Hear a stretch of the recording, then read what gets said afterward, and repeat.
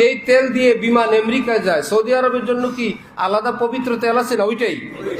এই জন্য থানভী বলেন, ইমাম জালালউদ্দিন রুমি বলেন, অন্তরে মোহাব্বত ভালোবাসা এটা একটাই, এটা হারাম দিকে যায়, আর সেটাই যদি তুমি ঘুরে দাও সেটা আল্লাহর দিকে নিয়ে যাবে। একই জিনিস, গতি ঘুরাইতে হবে। মাকসাদে হায়াত তাইয়িন করা চাই। সেটা হলো এক নম্বরে তাকওয়া, দ্বিতীয় হলো সোহবতে আহলুল্লাহ। ইত্তাকুল্লাহ এক, কুনু মাস সাদিকিন দুই। কিন্তু আমল কিন্তু মাকসাদ হলো ইত্তাকুল্লাহ। এটা আদায় করা সম্ভব, সহজ, মুমকিন হওয়ার জন্য হলো কি? কুনু মাস আল্লাহ ওয়ালু কে সাথ রেহ পড়ো, আল্লাহ ওয়ালাদের সঙ্গে থাকো। একজন কারি সাহেবের কেরাত শুনো, দেখবো গুনগুন করে কেরাত আসে। গান শুনলে দেখবা বিকেলবেলা কি আসে? গান আসে, তারে নারে আসে।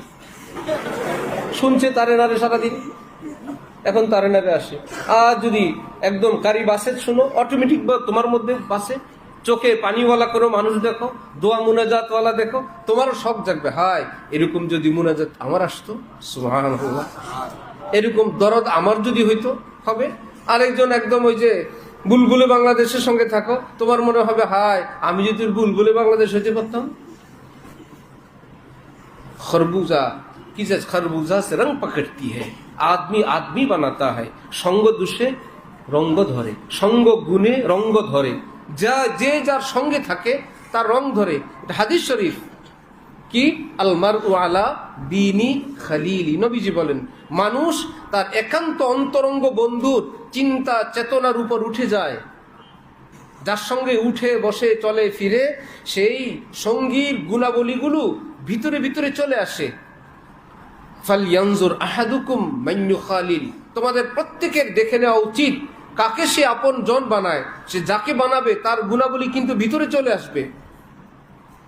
এই পুকুরে মাগুর মাছ, আমি আমার পুকুরের সম্পর্ক যদি এই পুকুরের সঙ্গে করে দেই, পাঙ্গাস আসবে না মাগুর আসবে?